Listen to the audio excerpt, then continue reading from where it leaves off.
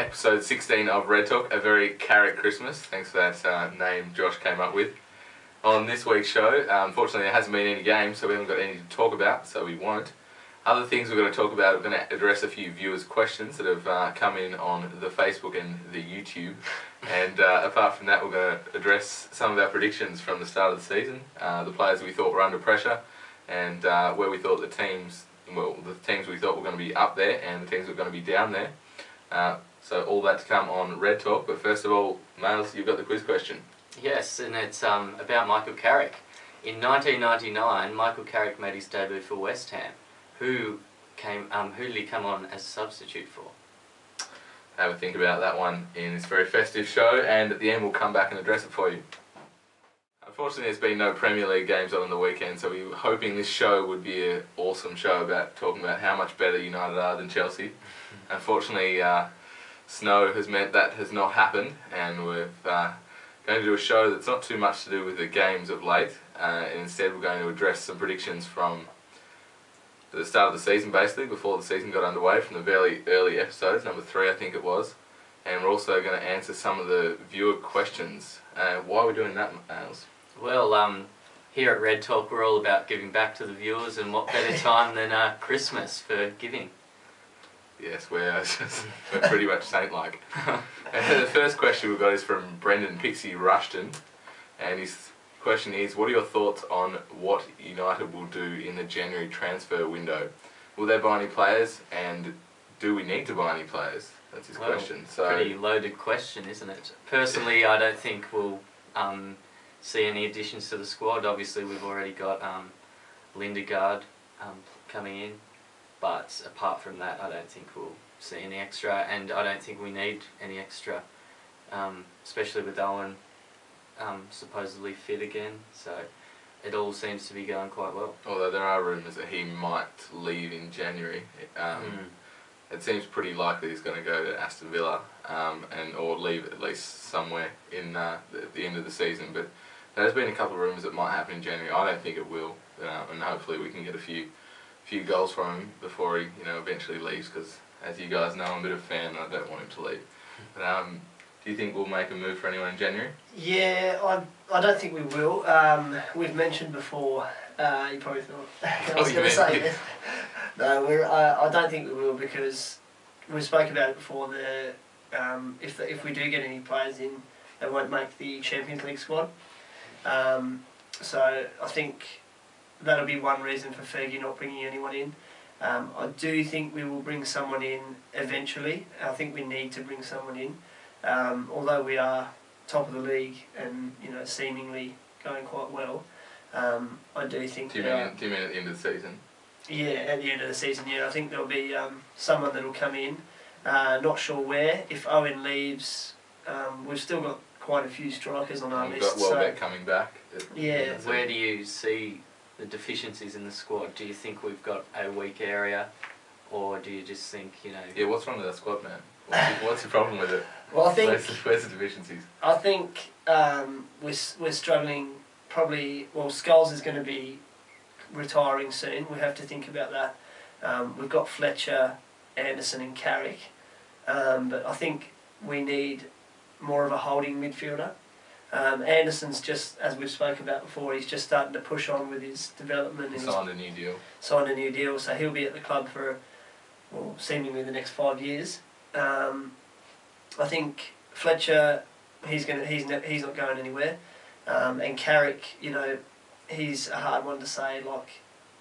We've seen good performances from him, but we've also seen some bad. Over the last month and a half, there've been a lot more pleasing performances, apart from that bad one where he let a goal in against. Still sort of memory right at the moment, but. Yeah, he gave the ball away. That was in Valencia, was it? And they went on. Yeah, Valencia at Old Trafford.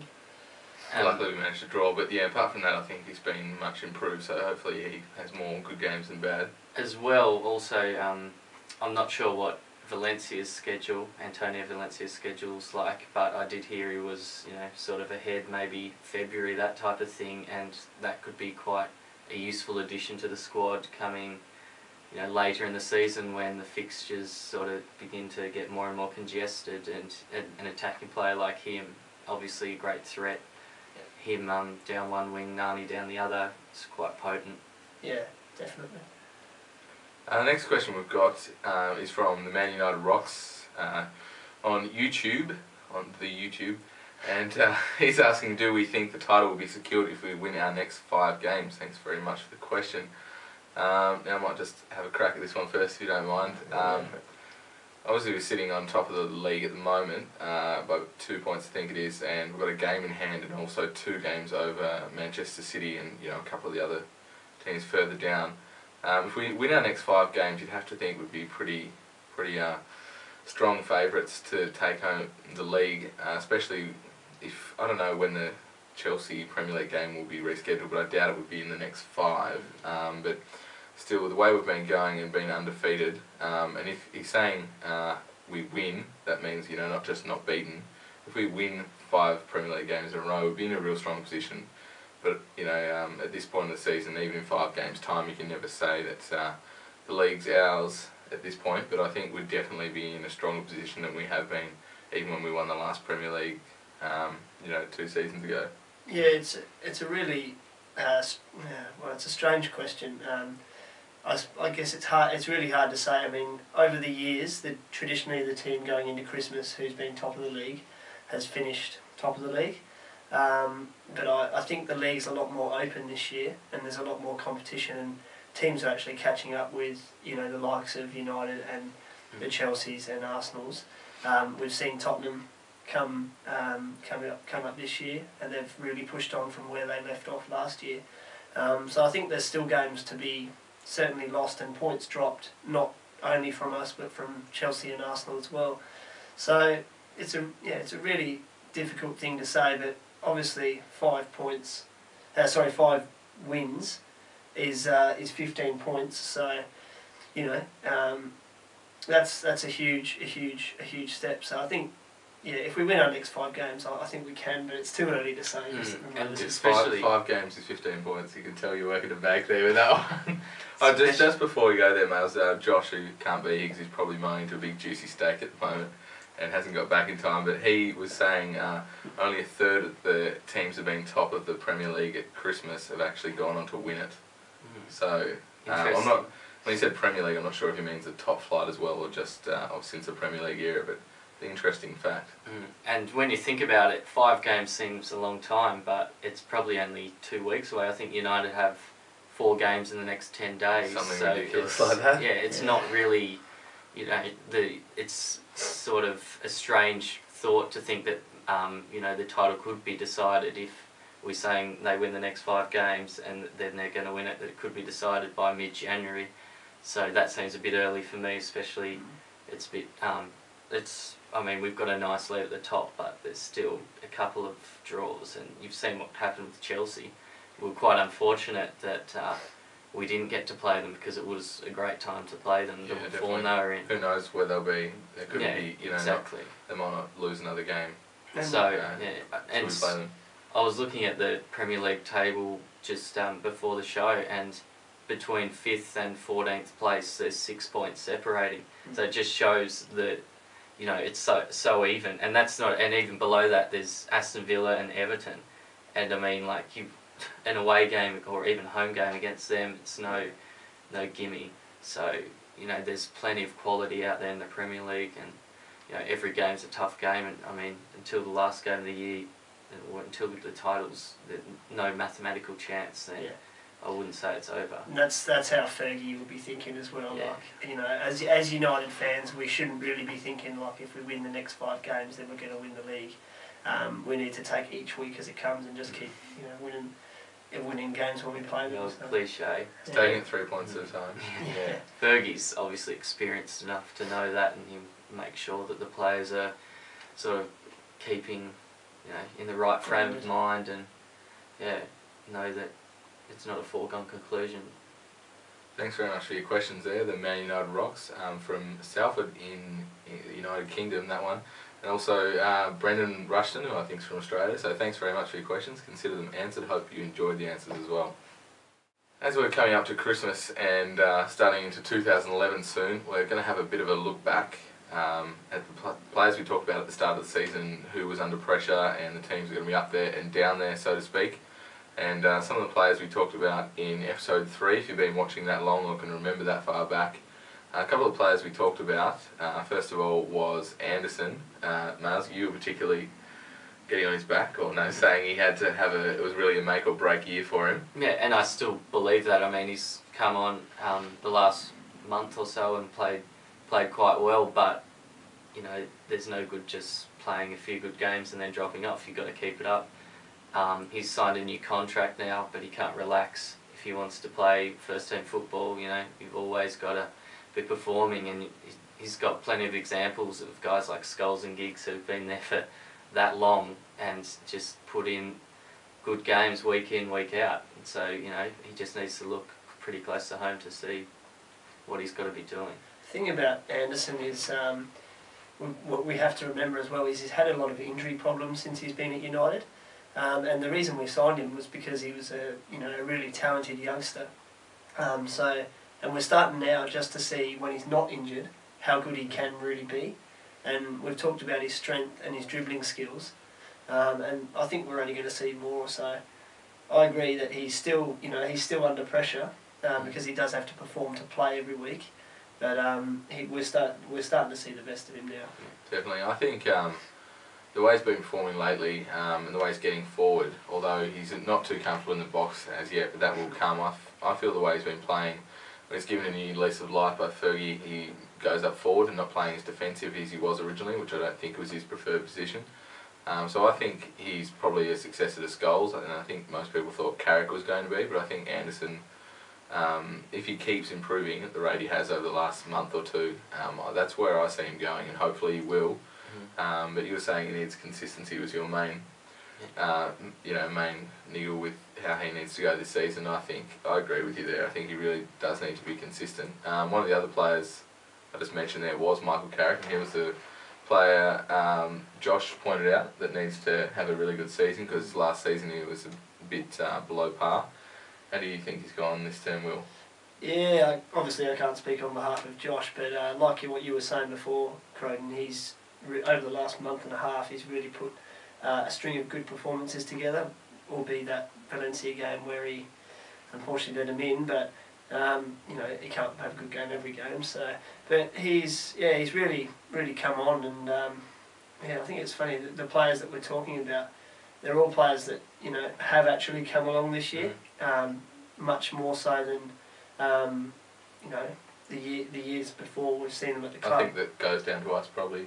I think probably singled out and they thought, well, we better get on the bike. So. I think as well it shows a lot about their character. They've not backed down from the challenge. Things have been tough and they've got through it. It was interesting as well a few months ago, just when Carrick started playing well again, he said he finally gotten over sort of an injury. I can't remember what sort of injury it was, but he played through it, and he didn't realise at the time how bad it was until it sort of, his form dropped, and all of a sudden he's, thinking, well, like, I'm not performing well enough, I've got to do something about it. So all this stuff, I mean, there could be all these players that have little niggles and we don't even know about it. So it happens a lot with footballers and in a lot of sports actually, and the fans and critics and journalists are jumping on players' backs, and then you find out at the end of the season they've been playing since, the first couple of games with that injury, and then you have to reevaluate how they were playing, because you never really know just how bad it was. One of the other players, it's Will, you pointed out Berbatov, and in our first few episodes of Red Talk, if you can wind back that far, we're talking about should we sell him or keep him at the start of the episode. Now just going to take the hat off there to Dimmy, because he's had a fantastic season. He's scored the most goals in the Premier League so far, and I don't think when we were saying he has to have a better season, I don't really think any of us thought he would have as good a season as he has. No, definitely not. He's, out of those three players that we've just mentioned, he's definitely been the one that's shone the most. We've seen his work rate lift a lot over the last 6 months. He's doing a lot more work for the team now, and he just looks a different player. We're starting to see the form that he was shown at Tottenham when he was banging him in left, right and centre, and he's doing that for us now. So I think out of those three players, he's the one that's definitely, come along the most. Work rate's been the big improvement for me. That's the big standout. Does the goals and all that have come because of that in my mind. Yeah, it's definitely been impressive, and I suppose we also thought the scoring drought Rooney's had since I think January in open play. At that time, I think we probably all thought that he would come back at the start of the season and just go back to the form he had at the first half of the season, which caused him to nearly get the Golden Boot last season. So the fact that we didn't really realise how much we needed Berber to have a good season because of the way Rooney hasn't scored in open play. But also I suppose the fact that we've had it's not just him that stepped up. We've had Hernandez, who obviously wasn't a player under pressure, but we were very interested to see how he was going to go, and he's had a great scoring record, particularly off the bench, and he's definitely someone, in your words, can do a job for us, Will. Yeah, definitely, and your mate as well, Park Ji-sung. Yeah. I think he's another player that stepped up. I've mentioned before that I wasn't a huge fan of him over the last 14 or so shows. All but last week I think I jumped on the bandwagon, but he's another player that's really come on for us, and it's really actually good to see because he's a great guy, and he seems to, off the field he's a bit of a character with Patrice Evra. Surprised we managed to keep these shirts so far away. Yeah, so that's good to see, and it's rubbing off on the team as well. It'll certainly be a loss for us over January with the Asian Cup. It'll be interesting to see how we cope. Hopefully he'll come back and we're in as good a position as when he left. Hopefully. Back in episode 3 we talked about who was going to be in the bottom 3, well at least Males, Will and also Josh, who couldn't be here, talked about it. And Males, I'm just going to get who you think is going to be in the bottom 3. I think it'll remain unchanged. I'm pretty tempted to stay with the same 3, so Wigan, Wolves and West Ham. The only difference maybe Fulham and Wigan might switch around. And Will? Yeah, I think West Ham, Wolves and managerless Blackburn. They're about to lose their club captain as well to Tottenham, so they're my 3.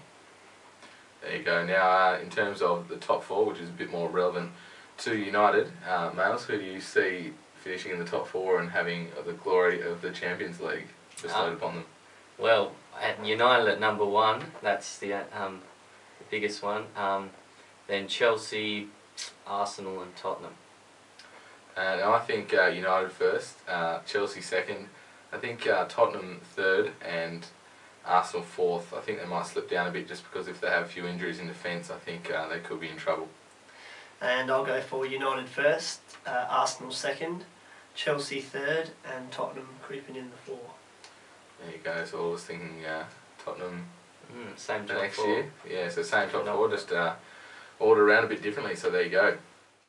One of the most popular segments in the sporting world at the moment is the oDimitar, undoubtedly, and it's back for another week. Unfortunately, Dimitar Berbatov or United haven't had to play a game in the last week, but that doesn't mean we're still not going to check in and see how Dimmy's feeling at the moment or how we're feeling about Dimmy, so let's have a listen and see how he's faring. Dimmy. Sounds like it's a bit cold over there with the frost and the minus 10 degrees or whatever the temperature is. So my sister who lives over there told me it's about minus 10 or something ridiculous like that. So hopefully next time we have a show, Dimmy's played a game and is maybe defrosted. It's that time of the episode where we address the quiz question from earlier on, and that was Males. In 1999, Michael Carrick made his debut for West Ham, coming on as a substitute for which player, Will? He came on for Rio Ferdinand, so his teammate now, in a 3-0 win against Bradford City. There you go, teammates once upon a time, teammates again. That's pretty much it for episode of Red Talk. Have a great Christmas, and we'll catch you after some of the games, maybe after the Sunderland one hopefully, and hopefully they've won that on Boxing Day. And as I said, have a happy and safe Christmas and see you next time on Red Talk.